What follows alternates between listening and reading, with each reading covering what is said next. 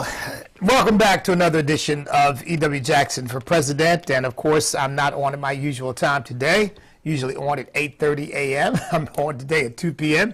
because I had some business to intervene, but I decided rather than just skip the program today, I would instead go forward with it and just do it at another time. It gives me a chance to experiment with what the response is like at different times, different hours.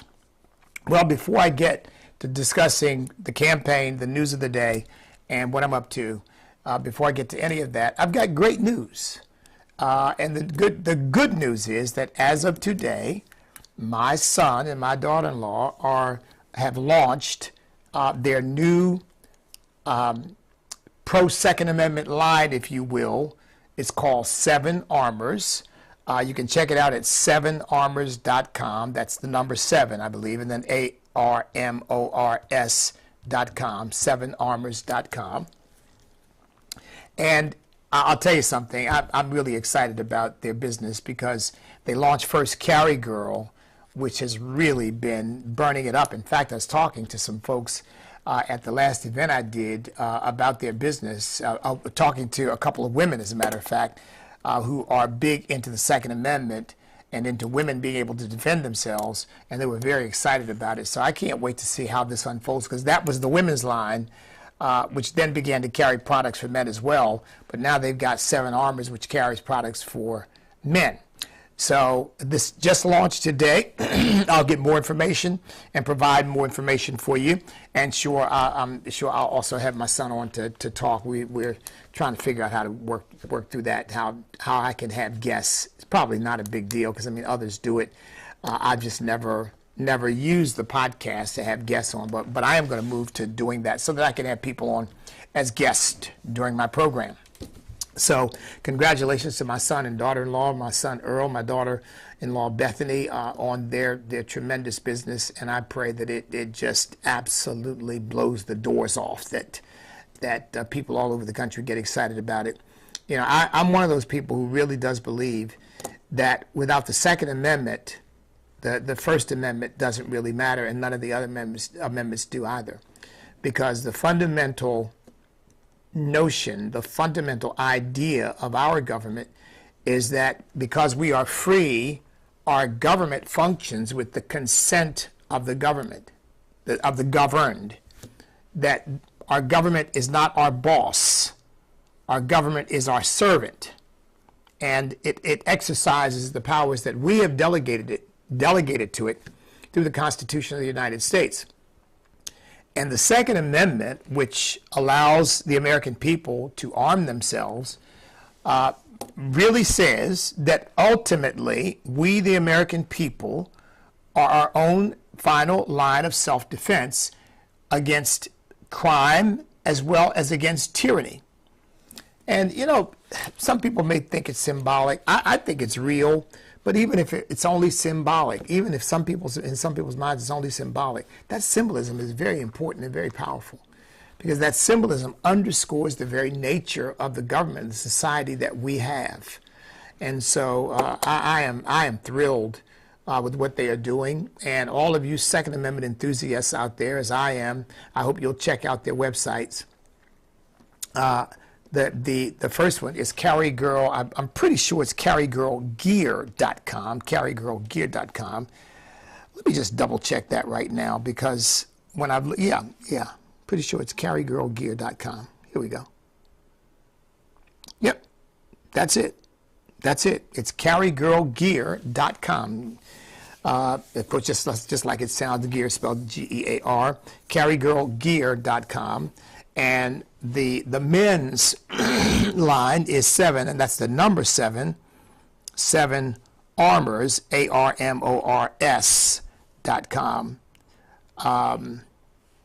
Let me make sure I've got that right. There is another Project 7, but that's not the same thing. Let's see. It took me to Google first. Here we go. Here we go. There you go. There you go. I've got it. 7 Armors Apparel, Act Like Men. A powerful, the patriotic man of God. That's tremendous. That is tremendous. Apparel for the patriotic man of God. Amen. That is tremendous. That's wonderful. Well, look, I'll get to the campaign in a second, but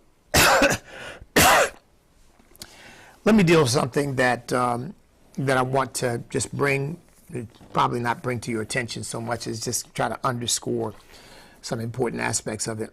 You've heard me say we are in the middle of a cultural revolution, and I really believe that.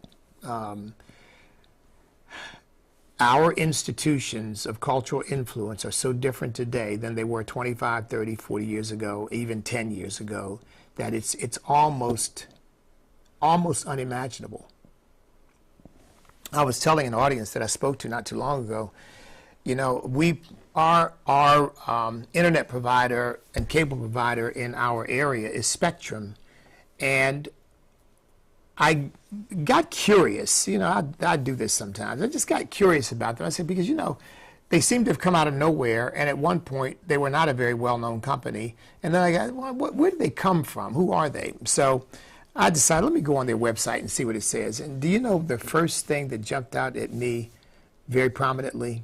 They made clear, we are big on diversity, equity, and inclusion, and we are supportive of the LGBTQ, blah, blah, blah, blah, blah. And can you imagine, again, 25 years ago, companies all across America, and this is common, all across America, saying, we want everybody to know that we promote men having sex with other men and women having sex with other women and people changing their genders. We want everybody to know that we're really big on that. We support that. People would look at them, oh, have you lost your minds? What's wrong with these people? They're nuts. What happened to them? Obviously, they're mentally ill. I mean, literally, we would have said, people who would have done that, we'd have said, well, that person's got mental problems. They got mental health problems. Now, would anybody question that that's true? Of course it's true. Now, companies can say, we support men having sex with men. We support women having sex with women. We support people changing their gender. We're big on that. That's a big part of who we are. We identify with that, and we want everybody to know it. But that's what we've got. And it's all across the board. It's a sickness.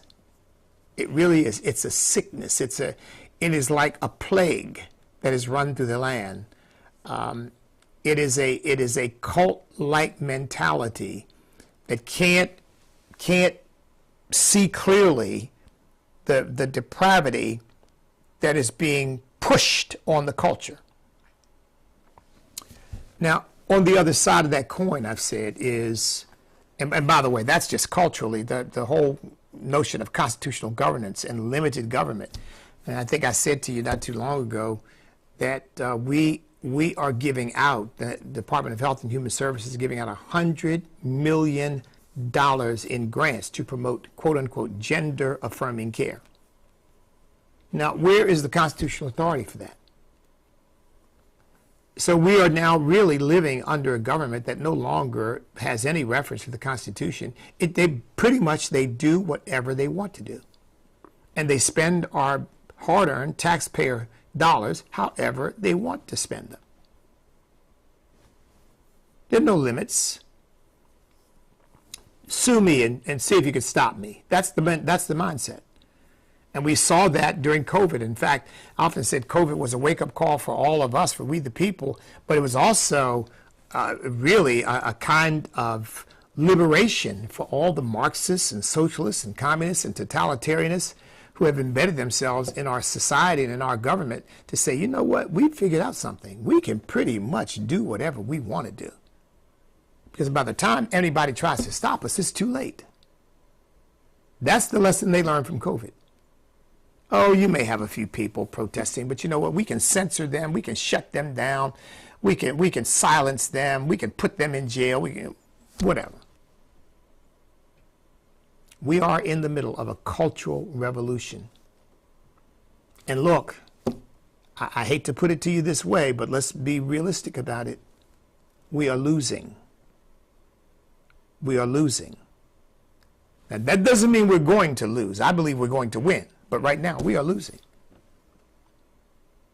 In the same way I've alluded to George Washington, the entire Revolutionary War, with few exceptions, the colonists were losing. But they won the war. And I believe the same is true for us. But right now, we are losing. And that means we have got to be vigilant and diligent and absolutely unwilling to quit. Unwilling to quit. Now, here's the specific thing I want to get to. You're hearing about all of this anti-Semitism arising on the college campuses. And I've talked to you about that. And I told you, when you see that, just know this. All of those people expressing anti-Israel, anti-Semitic bigotry, those same people are anti-Christian. Because you see, they don't like the fact that these communities, Christians and Jews, are associated with the God of the Bible and the values of the God of the Bible. They don't like that. Now, no, Islam hates, and basically Muslims hate Jews, and there may be exceptions, but I think the exceptions are probably so few and far between that it's not inappropriate for me to give that broad generalizations. Muslims hate Jews, but they are now infused with leftist politics and ideology, and they've got all these leftists and themselves combined in hating both Jews and Christians. The TikTok posts on the war in Israel, they say, based upon polling data and extrapolating, the TikTok posts, 285 million people stand with Israel, and 64 million, I'm sorry, I got that reversed. 285 million stand with the Palestinians and with Hamas, and 64 million stand with Israel. I mean, just think about that. A ratio of 1 to 4. A ratio of 1 to 4. Now, we're seeing all kinds of anti-Semitic tropes. We're seeing people call the Jews Nazis. I mean, here again, folks, you don't even know how to, you don't even know how to fathom that. So, as you all know, Mayorkas was up on Capitol Hill. He was being examined by some senators. One of the senators talking to him was Josh Hawley, and the question he put to him was, many of these people engaged in these protests are not citizens of our country, folks. They are Palestinians who are here on student visas, or Muslims here on student visas. And they are in the forefront of these protests against Israel. And in some cases saying some very vicious things, even threatening people's lives, threatening to cut Jews' throats, and admonishing people to kill every Jew you see, all this kind of thing. This is the kind of thing that's being said. You hear these Jewish students on college campuses talking about the fact that they are afraid.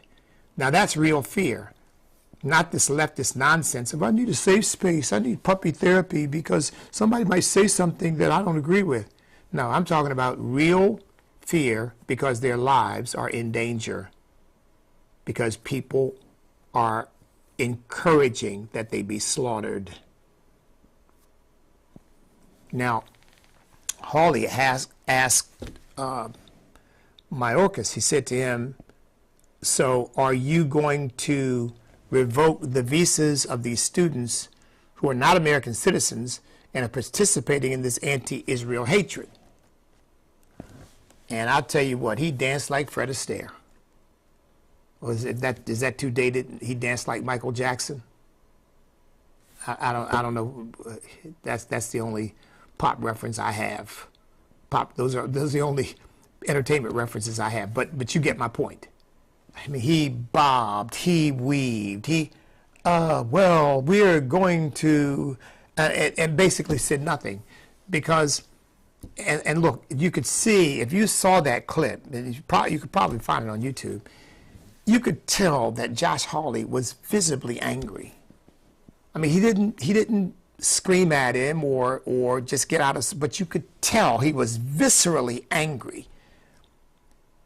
And I know how exactly what he's feeling, because your thought is, how is it that you have so little concern for the safety and the security of the American people that you can't say to people who are expressing, not here again, not violent speech, what the left calls violent speech, because if you disagree with them, that's violence, you see. No. People are actually saying, we are going to kill you. We are going to slit your throat. We're going to bash your head in. We're going to wipe out the Jewish people. To say to those people who are not citizens, you don't belong here. We are a free nation, and we stand behind Israel and behind the Jewish people, and you are a threat to our national security as well, to the safety and security of our fellow citizens. You will not be allowed to stay. Pack your bags. You're going back to... And by the way, many of them are Iranians. So we're bringing Iranians, we're bringing Palestinians in. And by the way, you know what Mayorkas kind of launched into? Well, you know, the First Amendment and, you know, we freedom of speech. He is, and his ilk are the same people who didn't want freedom of speech. If you said anything they didn't agree with on COVID, they don't want freedom of speech if you don't agree with their homosexual obsession and their sexual depravity. They don't want freedom of speech if you speak against abortion as the killing of a human being, because that's hate speech, hatred against women. So they don't want freedom of speech for Americans, right? But they want freedom of speech for foreigners who are actually threatening the lives and well-being of other Americans and of Jewish people. Those people, they want to defend. But your freedom of speech and mine as American citizens to say whatever is on our hearts to say, that cannot be defended. In fact, that is to be censored. I mean, you see how, what I mean about a cultural revolution is because here's what they're after. And by the way, so add to that, he wants to bring in Palestinian refugees. As if we don't have enough problems with illegal immigration, enough problems with threats and violence on our campuses now, or certainly the threat of violence against our Jewish citizens and Jewish students. And by the way, those people are anti-Jewish. I said they're anti-Christian. They're also anti-American. Make no mistake about it. We are educating people who are here to get an education on how to destroy us. Do I need to say that again? Because here again, it may be a shock to the system to hear it spoken that way, but it's the truth. We are educating people to help make them smarter on how to destroy us. Because they've already found out that you can come to our country and act a fool and denounce our allies and denounce America, and we'll sit there and take it and say, yes, okay. Send some more. So we've got Iranians, we got Palestinians. They want to bring more refugees into the country because they're interested in overthrowing our present status. That's what it is. And anybody who hates America as it presently exists is an ally in the effort to overthrow the country. Which is why every time anybody even suggests criticism of Islam, Islamophobia. You can denounce Christianity. You can blaspheme Jesus. You can say pretty much anything you want to say about Christians, about Christianity, or about our Lord and Savior Jesus Christ, the most disgusting and denigrating things, and yet that's okay. They haven't invented a word called Christophobia because they don't believe that there's anything bad you can say about Christians and Christianity that they don't deserve.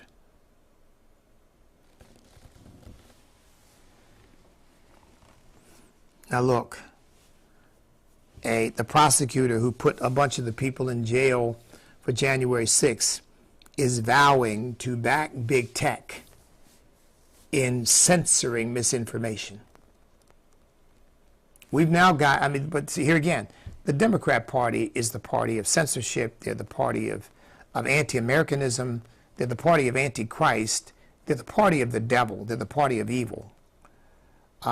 This guy promises more censorship. His name is Will Rollins, former U.S. Attorney in California. He's now running for Congress in a Southern California seat. And he has promised that he is going to empower big tech to stop people from, quote, spreading conspiracy theories. Well, you know, one of the conspiracy theories that was that we were guilty of spreading, that China and the Chinese Wuhan lab was responsible for COVID. That's a conspiracy theory. That's racism against the Chinese. Because censorship is not about trying to stop people from putting out falsehoods. Censorship is stopping people from saying things you don't want to be heard. That's what they're up to. We know as Americans, and we know people will say things that are false, and we know people will put out information that is false, but we believe that it is better in freedom to allow false things, wrong things to be said, and then to answer those false things, to answer those wrong things, and leave the American people the freedom to choose for themselves and to think for themselves and to assess and analyze for themselves what they think is good information versus what they think is bad. I mean, to me, that's part of what it means to be free people. And I think the continuing effort to do that is part of a growing maturity of our society. That we're not total skeptics, but we are skeptical. And well, we should be. Because the very people who are always trying to shut others down because they're giving out misinformation are the people, generally speaking, who are lying to you. And they're really trying to protect themselves, not protect you. So here's, let's get this straight. Censor the American people, okay? Because they don't know, they're hits from a hole in the wall, and they don't know what to think. They don't know what to believe. They don't know what to, they don't know how to think. They don't know how, we'll censor them. But these vicious, bloodthirsty Palestinians, Iranians, Islamists, let's not do it. Just because they say kill every Jew, let's honor the First Amendment here, shall we? You know, folks, something has to give. ESPN, you all know, of course, that Aaron Rodgers is a big anti-jab guy, and he's been talking a lot about that and speaking up about it.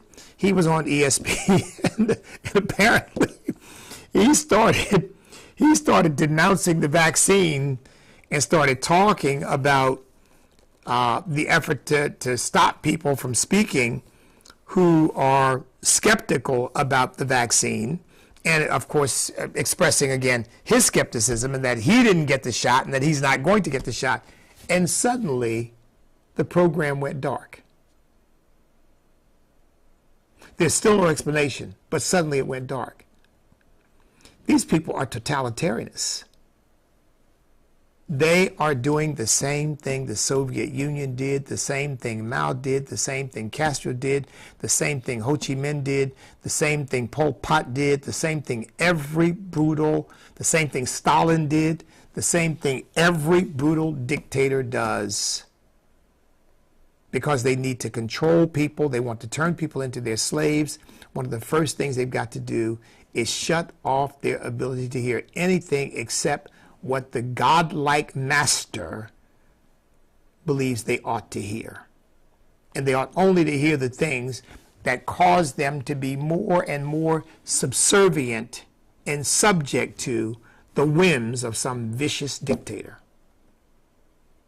or group, the Politburo,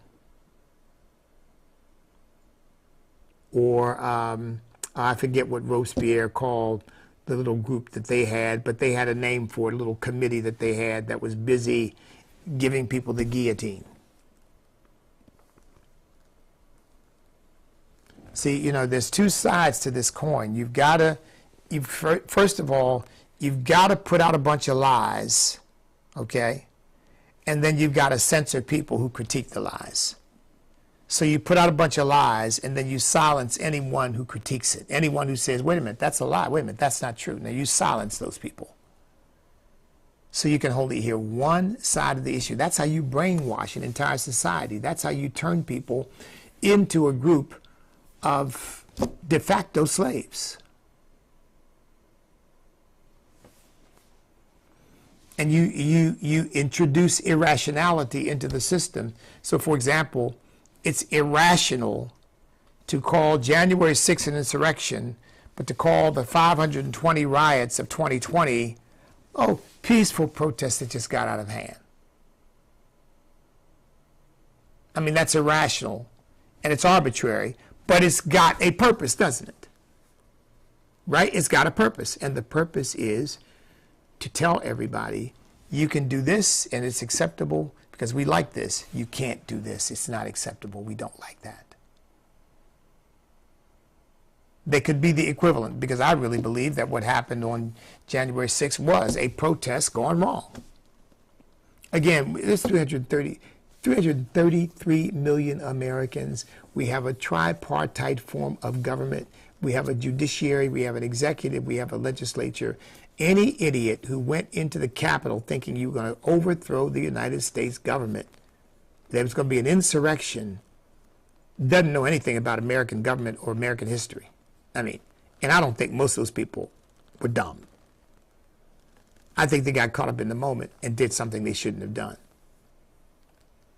They don't deserve to be in prison for 18 and 22 years, that kind of thing for it. And yes, they slowed down the process of certifying a new president. Whoop-de-doo.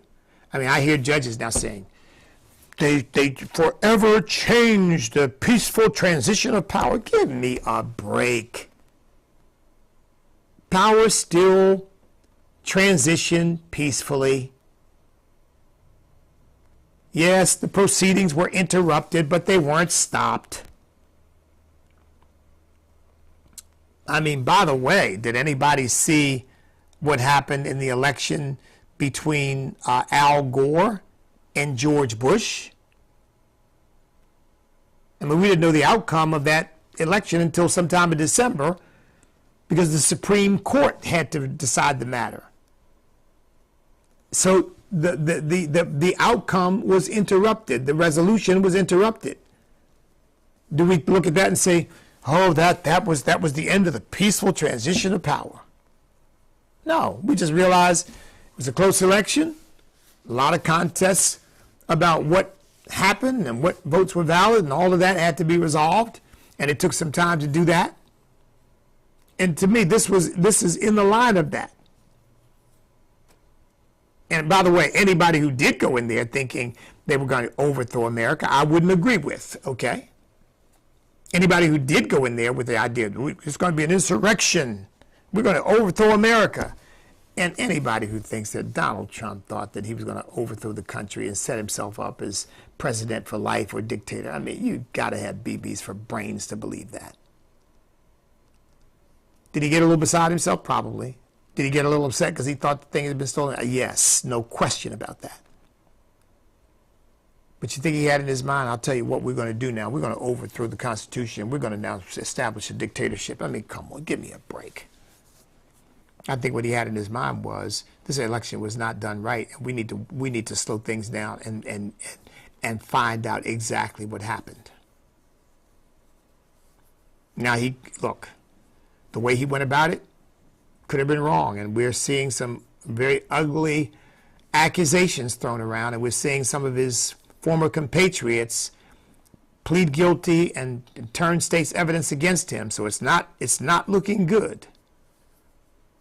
But even with that being said, I don't think for a moment he thought we're going to overthrow the country and I'm going to set myself up now as dictator for life. And by the way, again, he was not thinking that.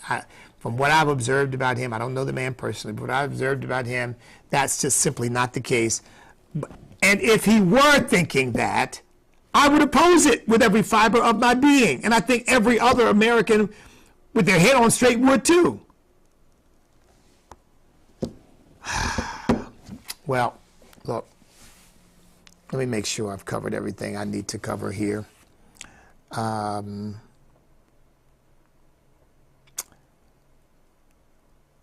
Yeah, I think everything that I need to cover today, at least. Obviously, there's a whole lot more I could talk about, but okay. So look, staying true to America's national destiny. If you're in Northern Virginia, we got a fundraiser coming up on November the 15th. If you're in Northern Virginia, get in touch with us. Call our office, 757-375-6444. This is for STAND. And let us know that you'd like to attend, and we'll get you the details on that. It's going to be at the Cedar Knoll Restaurant at 9030 Lucia Lane. The Cedar Knoll Restaurant at 9030 Lucia Lane. It's going to be a great, great event. A wonderful restaurant, beautiful place. I'd love to have you show up. Love to have you be a part of it. Just get in touch with us, and we'll let you know what the cost is and all of that. It is a fundraiser for STAND, for nonprofit STAND. By the way, I want to remind you all, we're coming to the end of the year. Your contributions are tax deductible, so make the most generous contribution you can. I have a goal of raising $100,000 for STAND in the last quarter of this year. And believe it or not, in the last 3 weeks or so, I'd say about 3 weeks, I have gotten to about 50% of that in pledges, 40% of it in, about 50% in pledges. I've got 50% to go. So we're making good progress. So that's one thing. I will be at my church, the Call Church, every Sunday, 11 a.m., 943 Canal Drive in Chesapeake. I hope you'll come by and be a part of our worship services. And if you can't, tune in at the website, thecall.org, and you can watch us online. You can watch the sermons online. I'm still teaching in the book of Revelation. I'll be going on to Revelation chapter 14. Believe it or not, I guess I'm in the last third now. I'm heading into the last third of the book of Revelation. And I'm on volume 5, I think part 4. So it's an exciting study. It's an exciting study. So I hope you'll tune in or come by, okay? And then my book, Sweet Land of Liberty, Reflections of a Patriot Descended from Slaves. Haven't gotten a single major television interview to talk about my book, which I consider to be a really a seminal work. I mean, it took me years to write it. I think it's a great book. If you've read it, I think you'll see, anybody who's read it comments to me, wow, it is really well written. Well, because I didn't just kind of throw it together. It was a long time, a long process of getting that book together. But it is my book. It is not ghost written. It was written by yours truly, Bishop E.W. Jackson. Thank God for the help that I had with editors and whatnot as we came to the end of the process. Don't get me wrong. And that I didn't have any help at all. I had a lot of help. But I'm saying that the book itself is my work, not somebody else. Nobody wrote it for me and then asked me to see what I thought of it. So check it out. Wherever books are sold, you can get a 15% discount at our publisher's website, Fidelis Publishing, at faithfultext.com, where you can become a Patriot Partner, $25 or more a month. Sign up for $25 more a month, and I will send you a free signed, numbered copy of the book. Last but certainly not least, Bishop, where are we with the campaign? Well, here's where we are. We are on hiatus. I am waiting and praying and watching to see what the Lord is going to do. That's what I'm doing right now. I've got some other things that have like Stan, that have really come into the forefront that I've really got to attend to. And of course, we had a really big challenge with the media blackout, raising money, but I have not quit. Okay, I have not quit. I am technically still in this race, and we'll see what the Lord does with that. God's got to move in our behalf. I'm ready. I'm willing. The question now is, what does God want to do with it next? That's the question. Okay. Do I run as an independent? Do I remain a Republican and try to make hay in the primaries? Do I quit? And I'll tell you, I've said that I need a money miracle. I need, if I had a donor who stepped up and said, look, I want to start a super PAC for you, I'm going to put $1 million in it, we're off and running. If I had somebody step up and say, hey, I love what you do with Stan, I'm going to put $1 million in that, I could set up with the things I need to set up for Stan and be off and running. Stan depends right now too much on me.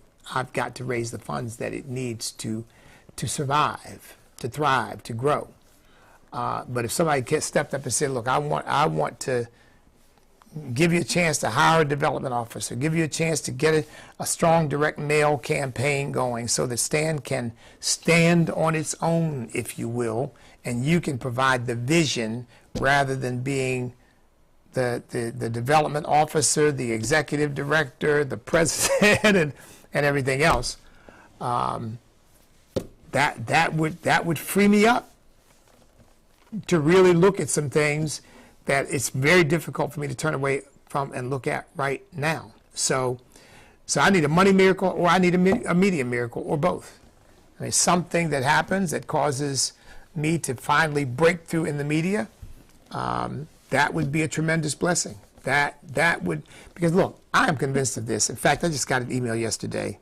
I won't give you the name of the person because it wouldn't be fair. I haven't asked them about it. I haven't even responded to the email yet.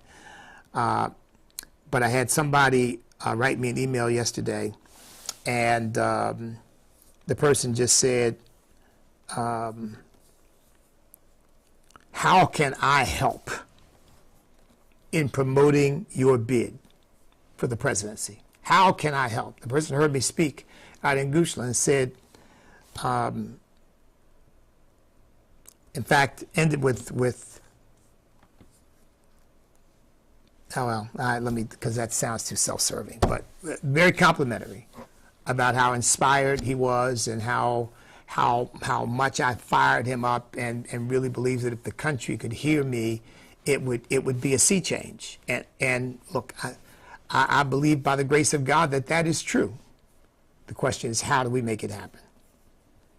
So you all pray for me. We've got a letter that'll be going out shortly. If you're on my mailing list, if you're not on my mailing list, get on my mailing list. It's going out to the campaign list. Get on the mailing list. Go to ewjacksonforpresident.com and sign up. A letter will be going out soon that will tell you exactly where we are and give you some options for how you can support. Okay? All right, everybody. But look, I'll tell you one thing. Let me just make this clear before I go. No matter what, if I have to be the last person standing up for that flag, if I have to be the last person standing up for our Constitution, if I have to be the last person standing up for our First and Second Amendment rights, if I have to be the last person standing up for America as a godly nation, to make America a nation and keep America a nation whose God is the Lord, I will do it until I breathe my dying breath. But I will never back down. I will never give up. I will never give in.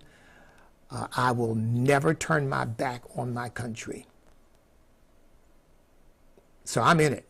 I'm in it as a candidate, or I'm in it running stand and doing a nonprofit campaign to save America, or I'm in it as a radio talk show host, or I'm in it working with Andrew Womack on Truth and Liberty, but I'm in it. I'm in it to stay, okay? Just so you know, no matter what